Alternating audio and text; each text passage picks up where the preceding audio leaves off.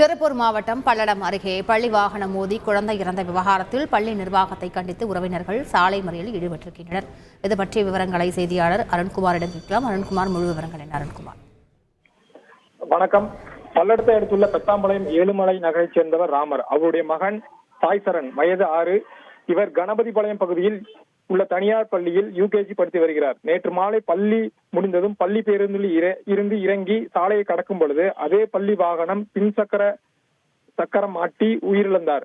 மேலும் இச்சம்பவம் தொடர்பாக பல்லடம் போலீசார் வழக்கு பதிவு செய்து விசாரணை மேற்கொண்டு வருகின்றனர். இந்நிலையில் இன்று காலை பொதுமக்கள் மற்றும் உறவினர் என நூற்றுக்கணக்கானோர் பள்ளி நிர்வாகம் தொடர்ந்து எந்தவித நடவடிக்கை எடுக்கவில்லை, மேலும் உயிரிழந்த மாணவனின் குடும்பத்திற்கு எந்தவித ஆறுதலும் கூறவில்லை என கூறி திருப்பூர் பொங்கலூர் சாலையில் சாலை மறியலில் ஈடுபட்டு வருகின்றனர்.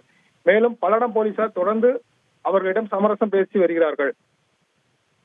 முழு விவரங்களுக்கு நன்றி அருண்குமார். செய்திகளை உடனுக்குடன் தெரிந்து கொள்ள உடனே சப்ஸ்கிரைப் பண்ணுங்க.